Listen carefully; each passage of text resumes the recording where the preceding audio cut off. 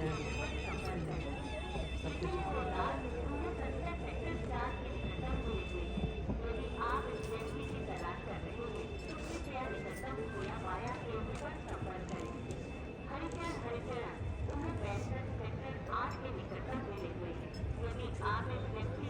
Station की ओर जाने वाले श्रद्धालुगण उसी स्टेशन की ओर जाने वाले श्रद्धालुगण कृपया नोट करें। आपकी रेलगाड़ी रामबाग व प्रयाग स्टेशन रामबाग व प्रयाग रेलवे स्टेशन से मिलेगी। पुनः सुन लो, उसी रेलवे स्टेशन की ओर जाने वाले श्रद्धालुगण आपकी गाड़ी रामबाग अथवा प्रयाग स्टेशन से चलेगी। अतः उसी स्टेशन की ओर न जाए।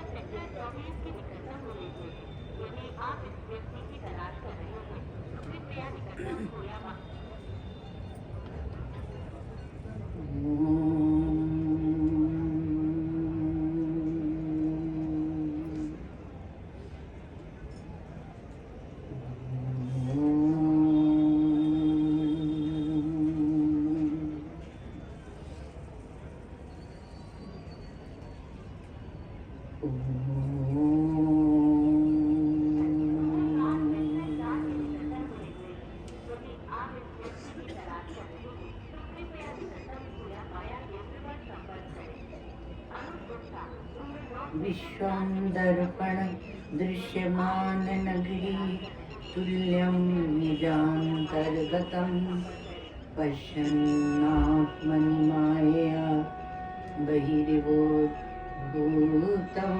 यथा निद्रया यः साक्षात् कुरुते प्रबोधसमये स्वात्मानमेवाद्वयं तस्मै श्रीगुरुमूर्तये नमः इदं श्रीदक्षिणामूर्तये।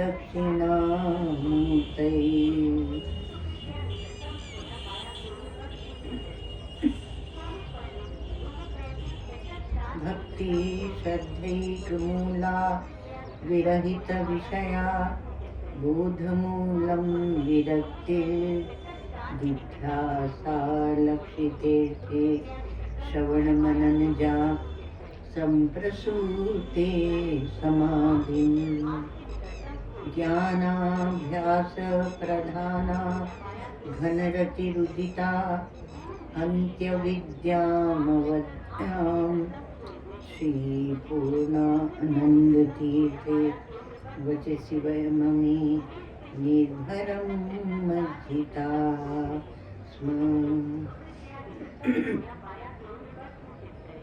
अखण्डानन्द सम्बोध पूर्तये ब्रह्ममूर्तये सुधास्मित समाश्लिष्ट नेत्रान्तर्श्रुतये नमः।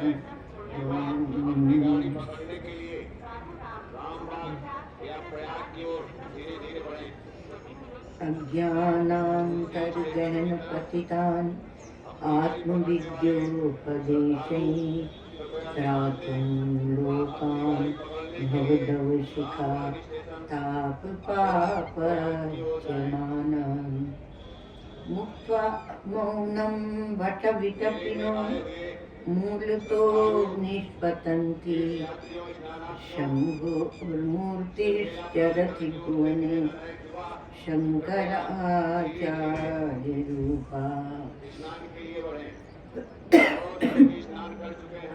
श्रुतिस्मृतिपुराणानाम् आलयं करुणालयं नमामि भगवत्पादं शङ्करं लोकशङ्करं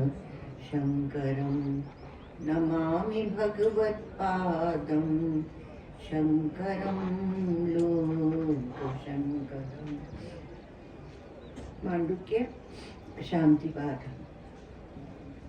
ॐ भद्रं कर्णेभिः शृणुयाम देवा भद्रं पश्येमाक्षभिर्यजत्राः स्थिरैरङ्गैस्तुष्टुवांसस्तनूभिर्व्यसेमहि देवहितं यदायु स्वस्ति न इन्द्रो वृद्धश्रवाः स्वस्ति नः पूषा विश्ववेदाः स्वस्ति नस्तार्क्ष्यो अरिष्टनेमिः स्वस्ति नो बृहस्पतिर्दधातु ॐ शांति शांति शांति। मंगलाचरण।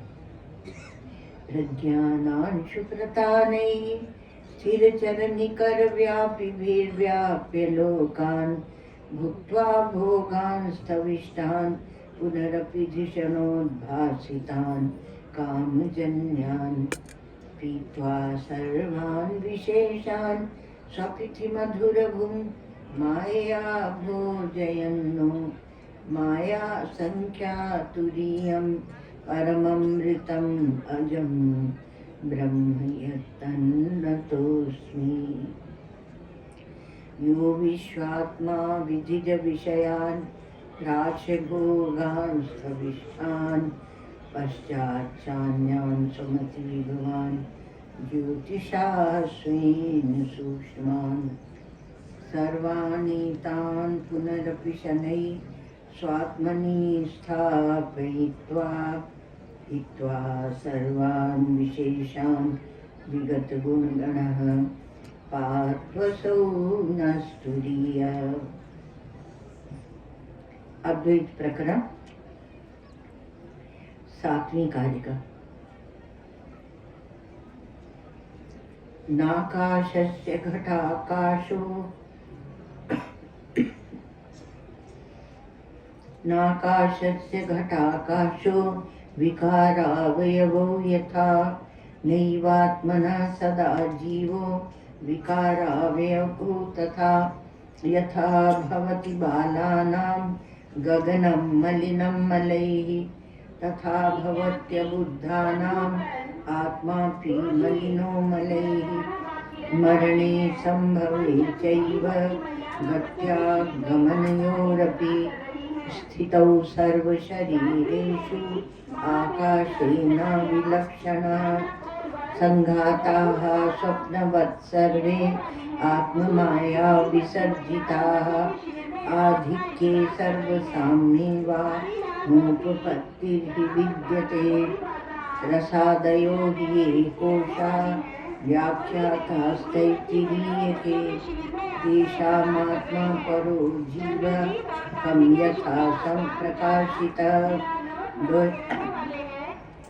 द्वयोर्द्वयोर्मधुज्ञाने परं ब्रह्म प्रकाशितं पृथिव्यामुदरे चैव यथाकाशः प्रकाशितः।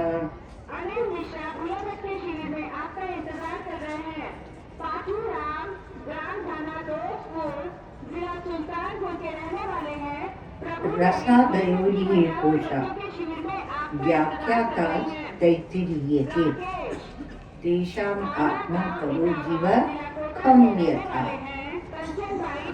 बोले आकाश का ले लिया संप्रकाशितः। तो वैसे ही है। तो जिन रसादि अन्नमय प्राणमय मनोमय करके जिन कोशों की व्याख्या की गई है आकाशवत परमात्मा ही उसकी आत्मा जीव रूप से प्रकाशित किया गया। उनकी आत्मा परमात्मा ही उनकी आत्मा है और उसी आत्मा को जीव रूप से प्रकाशित किया गया। रसादयो अन्न रसमय प्राणमय इति एवं आदय कोशा इव कोशा अस्यादि पर्यथ क्या भाषित अस्यादि यदि उत्तरोत्तरस्य अपेक्षा बहिर्भावात् पूर्वपूर्वस्य व्याख्याता विस्पष्टम् आख्यातास्तैत्तिरीयके तैत्तिरीय शाखोपनिषत् वल्याम् तेषां कोशानाम् आत्मा येन आत्मना पंचापि कोशा आत्मवन्तो अंतर्तनीन सहि सर्वेषां जीव निमित्त तस्य जीवा जीव निमित्त तत्व जीवा। थोड़ा लूट पड़ जाता है अक्षर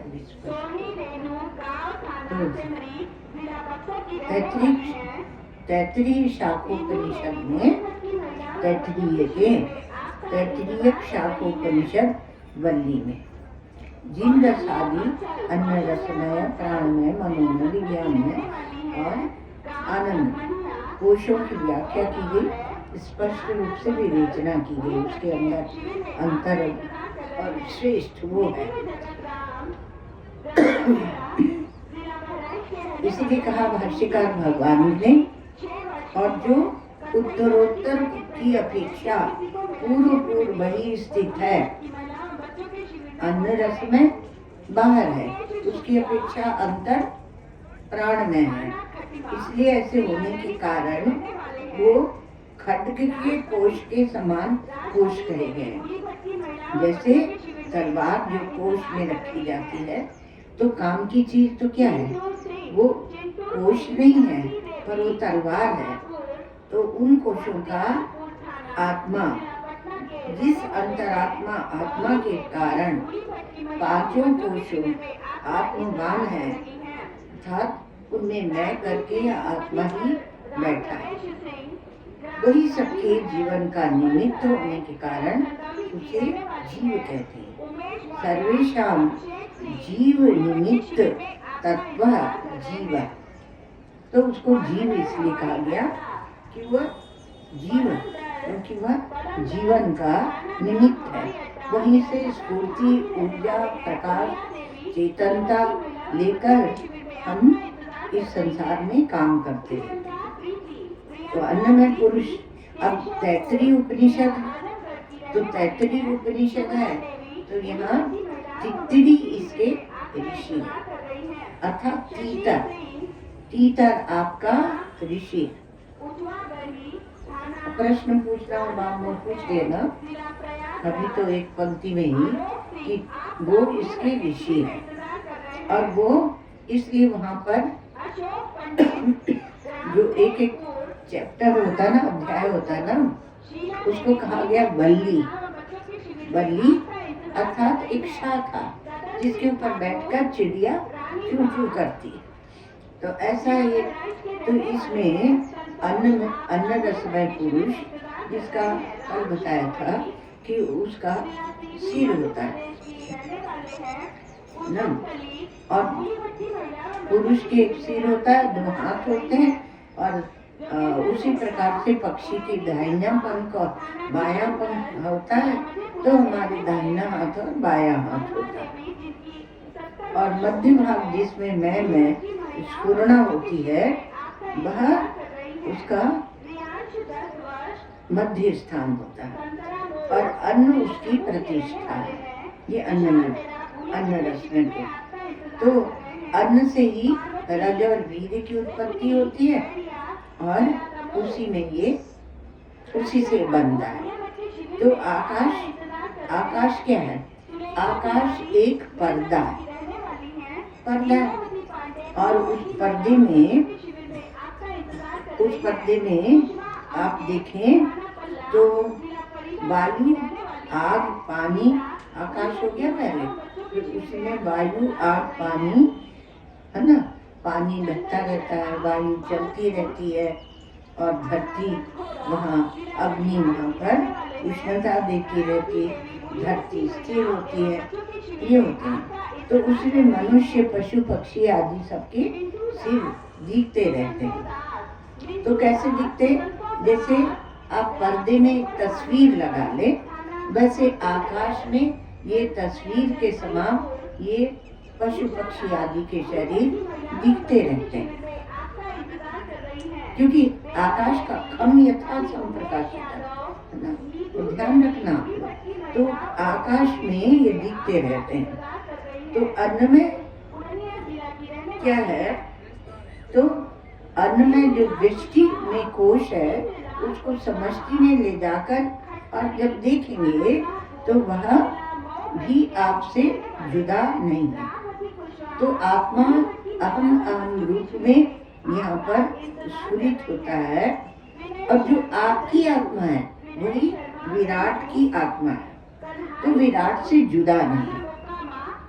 ये आनंद की एक बात है। इसलिए अन्नमय कोश वो और वही क्या है, अन्नमय पुरुष है। फिर उसके अंतर आंतर, उसके और आंतर माने प्रत्यय, तो प्राणमय है। तो प्राणमय कोश में प्राण सिर है और व्यान दाहिना हाथ है, अपान बायां हाथ है, उदान मध्य भाग है और समान समूचे शरीर में व्याप्त है। यहाँ आत्मदेव का क्रिया शक्ति के साथ तादात्म्य हो जाता है। प्राणमय कोश उपाधि से वो प्राणमय बन जाता है। तो प्राणमय जो उपाधि है कोश, वह उपाधि है और वहाँ वो बना प्राणमय पुरुष। तो प्राणमय पुरुष है तो प्राणमय को अब एक करो, क्योंकि समष्टि वायु से एक करो।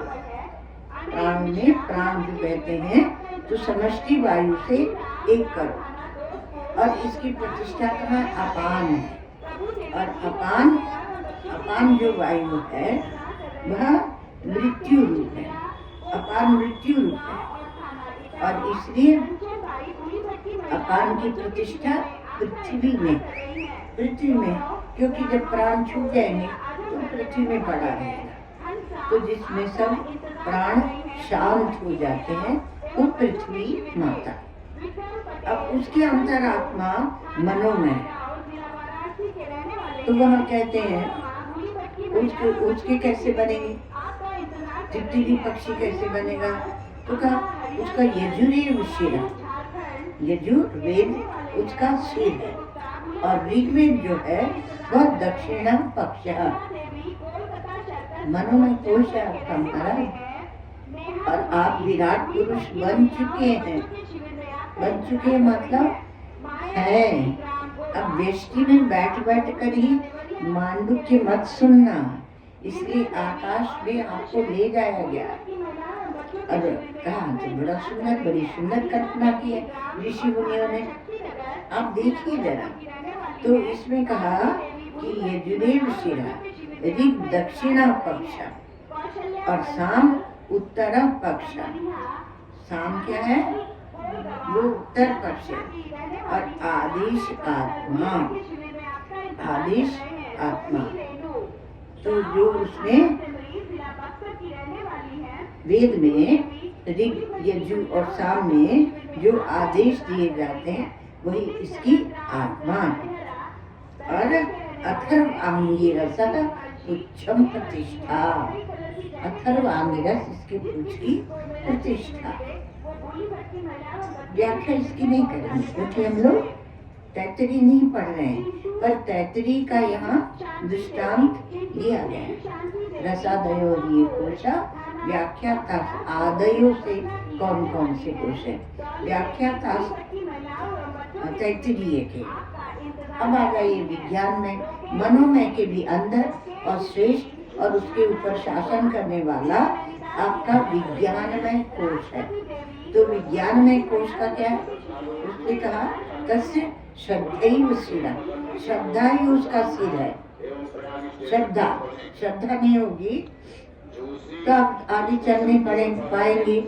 और वितम दक्षिणा पक्ष और सत्यम उत्तरा पक्ष।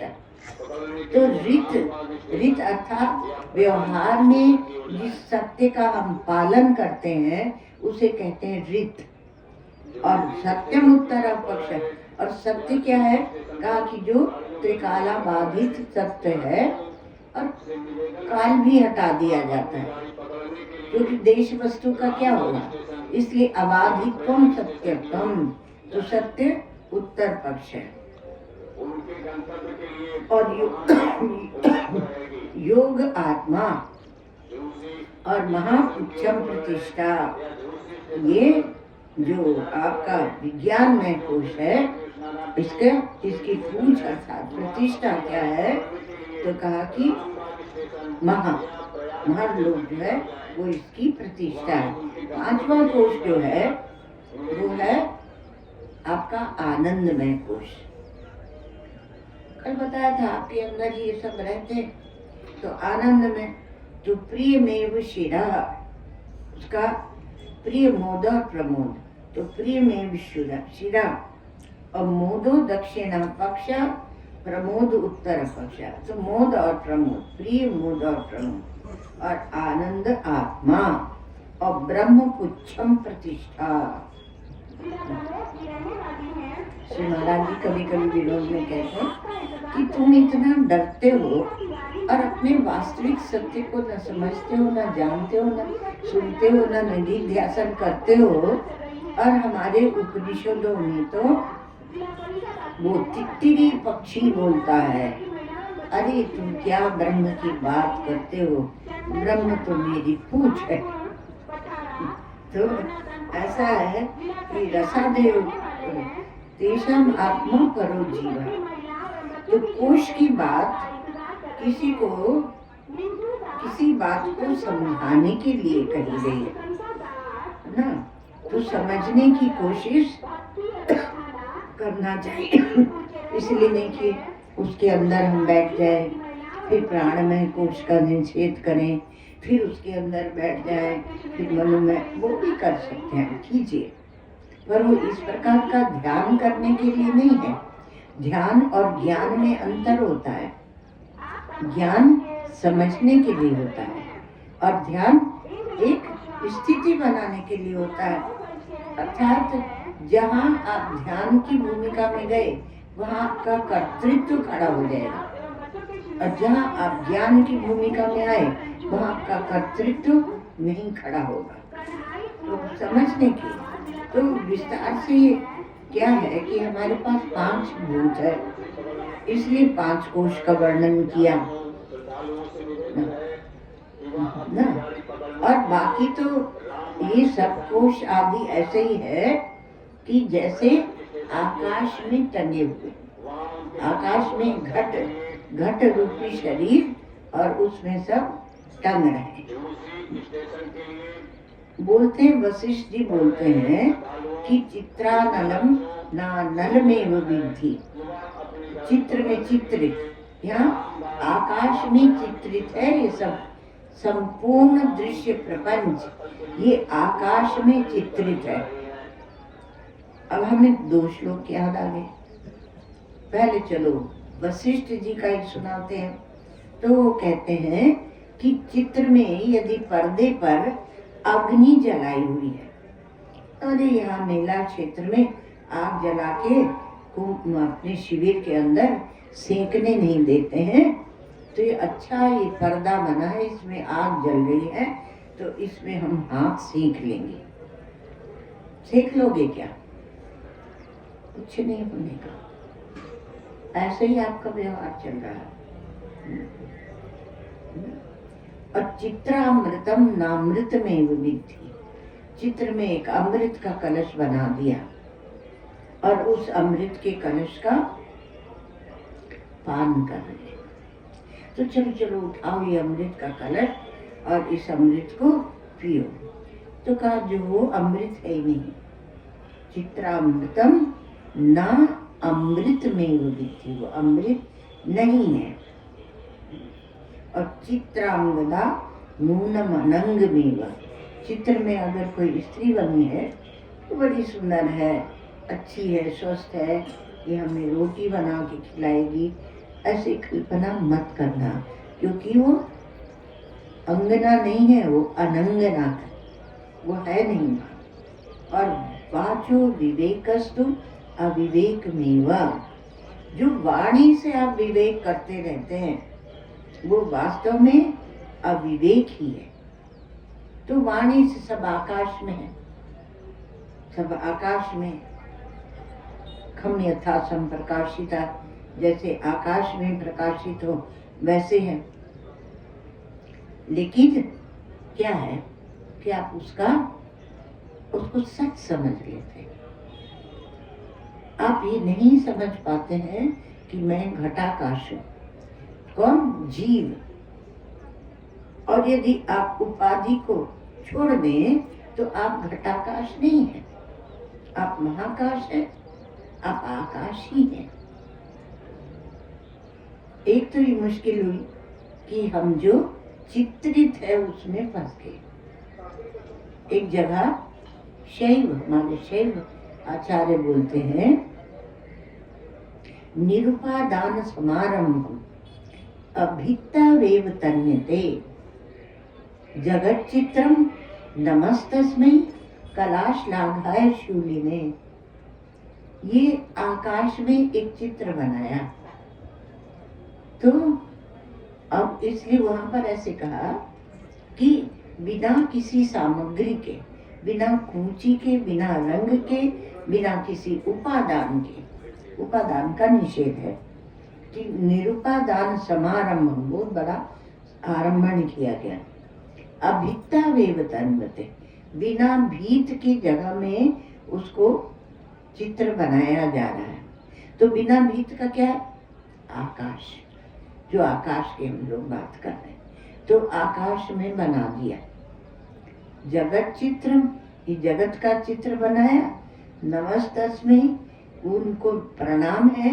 वो कला श्लाघाय शूलिने, त्रिशूल धारण करने वाले शूलिन। शूलिन जो भगवान है वो कलाकारों के भी कलाकार है। उन्होंने वो चित्र वहां पर बना दिया। एक बात, अब इसमें कहा कि जो व्यष्टि में कोश है और वही समष्टि में कोश है, उससे पृथक नहीं है। जब हम छोटी जगह में बैठते हैं तब हम व्यष्टि में बैठ जाते हैं, समष्टि के लिए कुछ करना ही नहीं चाहते। अपनी व्यष्टि में बैठ बैठ कर खुश हो रहे हैं, समष्टि की ओर न देखना है न उसके लिए कुछ करना है।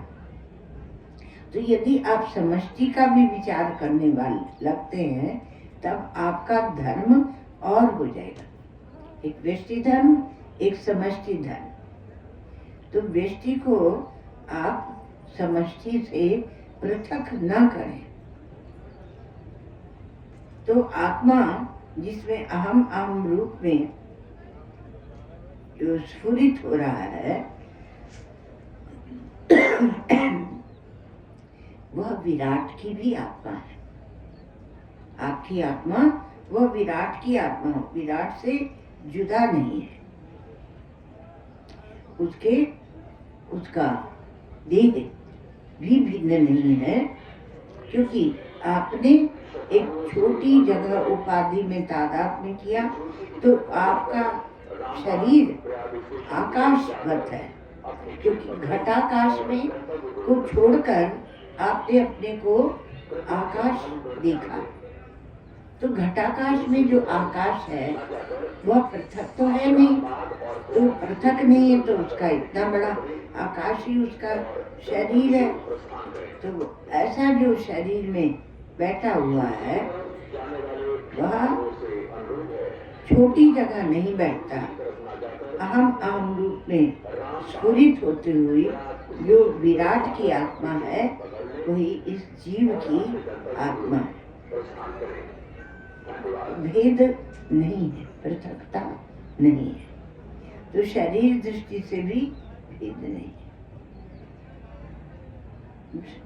दूसरा, शरीर में भेद नहीं है और शरीर में भेद नहीं है, आत्मा में भेद नहीं। आत्मा में भेद न होने के कारण शरीर को भी जब आप आकाशवत देखने लगते हैं तो भेद नहीं बनता है। अब कहो कि प्राण, तो प्राण, जब तक हम अपने प्राणों को व्यष्टि प्राण मानते हैं तब तक उसमें अभी बताया था प्राण अपान समान उदान व्यान सब बताया। तो वहां भी तैतरी में प्रतिपादन करेंगे कि व्यष्टि प्राण नहीं है, वो समष्टि प्राण है।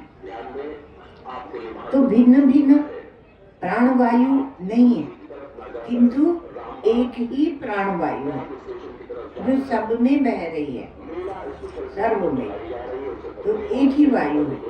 तो वह जो प्राणवायु है वो ही समष्टि वायु है। आप देख पाते हैं केवल अपनी प्राणवायु को, और वो समष्टि प्राणवायु है। तो ये जैसे ही आप जानेंगे कि मैं विराट से भिन्न नहीं हूँ, वैसे आपको एक परिच्छिन्न देह का तादात्म्य और परिच्छिन्न देह में बैठकर और जो फर्क आप अलग अलग पृथक पृथक प्राण मान रहे थे, तो कहा कि वो भी जाएगा। अब मनोमय कोश वह वृत्त्यात्मक है, मनोमय कोश भी तो प्राण और प्राण, तो मनोमय कोश को भी आप वृत्त्यात्मक माने। प्राण और प्राण को बेष्टि समष्टि को एक किया और वृत्त्यात्मक है। और विज्ञान में कोश में कर्तृत्व रहता है, और शुद्ध पुरुष जो ब्रह्म है तो उसकी एकता होती है, आत्मा से चेतन से एकता होती है। एकत्व बताने के लिए ही ये कोश बताए गए। कोशों की कोई संज्ञा नहीं है, उपस्थिति नहीं है, कल्पना ही है। तो औजार को ही हम कोश कहते हैं यहाँ। तो मनोमय कोश और उन औजारों से तादात्म्य करके आनंदमय कोश अर्थात शांत आनंद। तो और समृद्धि में नहीं अटकते हम। क्या है कि एक आनंद होता है शांत, जिसको आप समाधि का कहते हैं। अब जब नृत्योल्लास करता हुआ आनंद होता है तो उसको वो समृद्धि का आनंद है। तो आनंद को आनंदमय कोश जो है वह सूक्ष्म होता है, वह कारण शरीर में कहते हैं, कारण शरीर में होता है। तो कारण शरीर में वह उल्लसित भी होता होगा, क्योंकि आप ये समझते हैं कि जब हम समाधि लगाते हैं तब कारण शरीर वह आप उसको जानते हैं, और जब समाधि नहीं लगाते तब तो व्यवहार करते हैं। कहा कि नहीं, वहाँ भी वो रहता है, जो उल्लसित होता हुआ आत्मानंद है वह रहता है। क्योंकि आप जहाँ भी जाते हैं, यत्र यत्र मनोयाति तत्र तत्र समाधया। जब सत्य को समझ लिया तो जहाँ जहाँ मन जाएगा वहाँ वहाँ समाधि होगी। अब ये आनंदमय कोश की कथा ऐसी है कि आपको जब मान लो सोचते हैं कि वह सुषुप्ति में होता है तो नींद नहीं आती, तो आप चिंता करते हैं कि नींद नहीं आती, उसकी प्राप्ति के लिए चिंता करते हैं।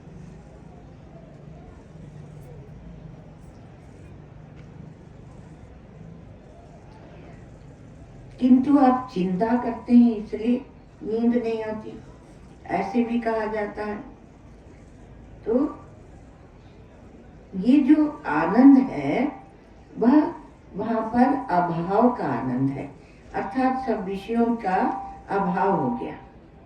पर यहाँ जो आनंद की बात हम लोग कर रहे हैं तो अंतःकरण में उल्लसित भी होता है, और उसमें जो पुरुष है उसको बोलते हैं आनंदमय पुरुष, आत्मा। ये आनंदमय पुरुष है।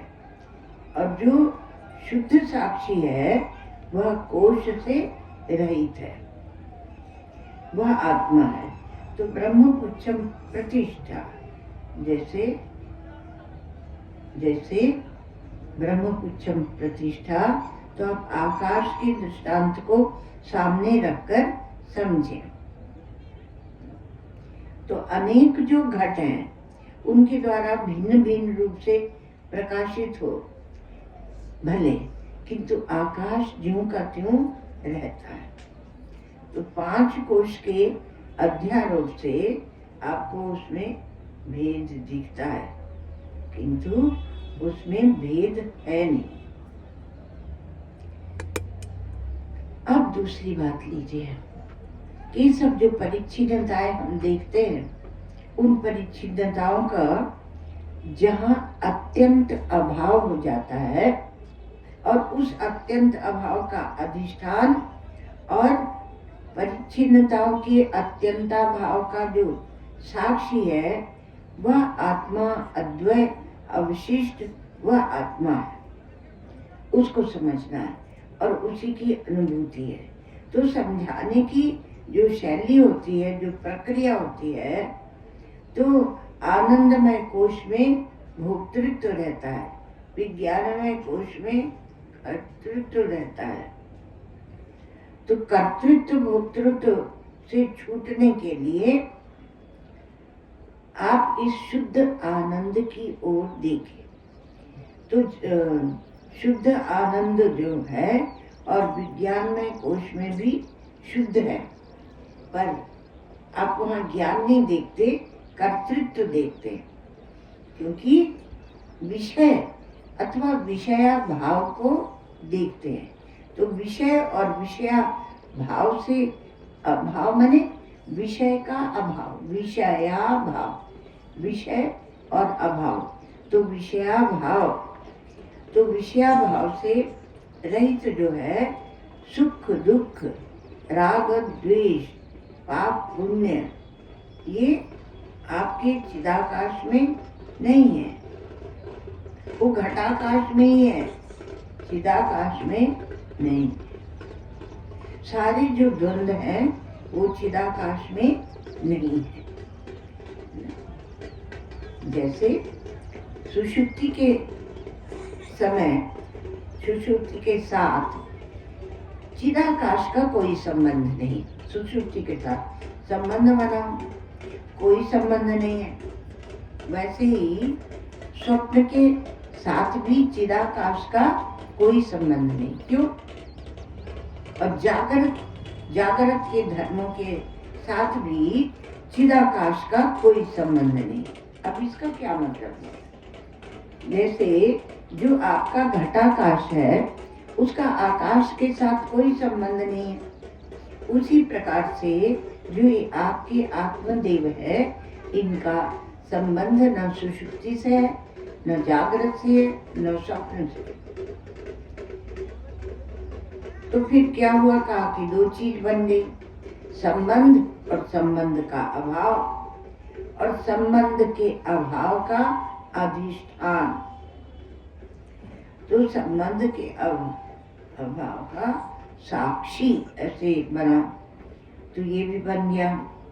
तो आप अधिष्ठान और संबंध के अभाव का साक्षी, इसको जाना है ना।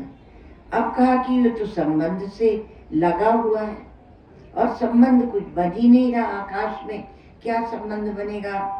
इसलिए संबंधाभाव का जो प्रतियोगी है, वह संबंध के साथ जुड़ता ही नहीं, घटाभाव के साथ वो प्रतियोगी नहीं है। प्रतियोगी जो घट है, वह जहाँ घटाभाव है, वहीं वहाँ अपने को प्रतियोगी बना रहा है। तो घटाभाव घट का प्रतियोगी है। घटाभाव जो घट का प्रतियोगी है, तो वह क्या सत्य है?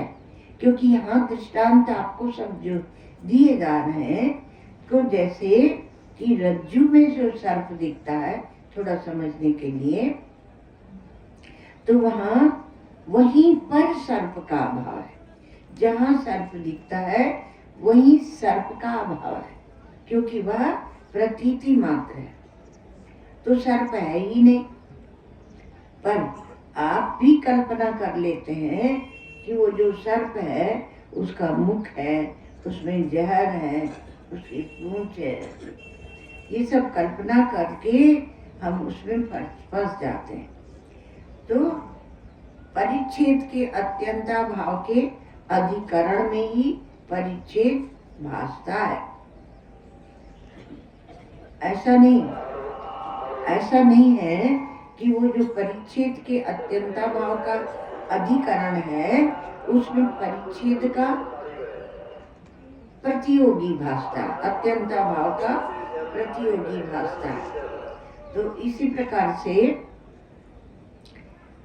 जो ये परिच्छेद है इसके अत्यंता भाव के अधिकरण में परिच्छेद के अत्यंता भाव का प्रतियोगी नहीं है, क्योंकि परिच्छेद ही नहीं है। इसको थोड़ा सा समझना पड़ेगा, क्योंकि जो अपरिच्छिन्न आत्म तत्व है, ब्रह्म तत्व है, उसमें परिच्छेद नाम की कोई वस्तु ही नहीं है। ये अत्यंता भाव और मिथ्या तो हम लोग जो बात करते हैं आपस में और समझाते हैं एक दूसरे को, तो वास्तव में वेदांतियों का यह कहना नहीं है कि प्रपंच व्यावहारिक नहीं है। प्रपंच को तुम रखो, पर वो व्यावहारिक सत्ता में रहेगा, वो घटाकाश की सत्ता में रहेगा। अच्छा, जो आकाश घट के साथ तादात्म्य कर रहा वहाँ रहेगा, जो जीव है उसके साथ रहेगा। तो प्रपंच कहाँ है? तो कहा वेदांत ये नहीं कहता है कि प्रपंच की सत्ता नहीं है, पर यह कहता है कि उसकी व्यवहारिक की सत्ता है, उसकी पारमार्थिकी सत्ता नहीं है। वो यह नहीं कहता कि प्रपंच नहीं है, यह प्रपंच की व्यवहारिक सत्ता नहीं है, यह प्रपंच की तात्विक सत्ता नहीं है। तो ये प्रपंच जो है ये तत्व नहीं है। तो व्यवहार में और तत्व में अंतर होता है। इसकी रेलेंस, इसकी जो भूमिकाएं हैं वो पृथक पृथक है। इसलिए धर्मानुसार आप व्यवहार कर सकते और व्यवहार करते हुए भी आप अद्वैत तत्व, क्योंकि घटाकाश से तो संबंध है नहीं, और इसलिए आप भक्ति भी कर सकते हैं। तो अभ्यास के अनुसार आप कोई भी उपाय कीजिए, उसमें कोई मनाही नहीं है। तो लेकिन आप रहेंगे, एक बार जान लेने से अद्वैत तत्व ही रहेंगे। आप अपने अभ्यास के अनुसार भक्ति कीजिए, अथवा अपने अभ्यास के अनुसार आप समाधि लगाइए योग दर्शन की, किंतु उसका आपके विशुद्ध में मतलब ये भी सोच लेते हैं ना कि अब हमें भक्ति करनी नहीं, अब कोई नियम का पालन करना नहीं, अब धर्म का सदाचरण करना नहीं, क्योंकि हम तो नित्य शुद्ध बुद्ध मुक्त ब्रह्म है। तो कहा कि ऐसा नहीं कि जिसको ज्ञान हो जाता है उसका जीवन पशुवत हो जाता है। तो जीवन व्यतीत करने के लिए भी आपको ये पता होना चाहिए कि आप अद्वैत तत्व है, और ये विकृत जो साधन आदि है ये आए, दिखे, प्रतीत हो, उससे हमारा कोई विरोध नहीं। ये अविरोध निर्विरोध तत्व है। इसकी कुछ बात रह गई तो समय हो रहा है, तो बाद में सुनाते हैं। ये थोड़ा सा आज स्पर्श कर लेना, खाली नहीं जाने देना, नहीं तो आप लोग सब भूल जाएंगे। ओम सर्वे भवन्तु सुखिनः, सर्वे सन्तु निरामयाः, सर्वे भद्राणि पश्यन्तु मा कश्चित् दुःखभाग्। असतो मा सद्गमय, ज्योतिर्गमय।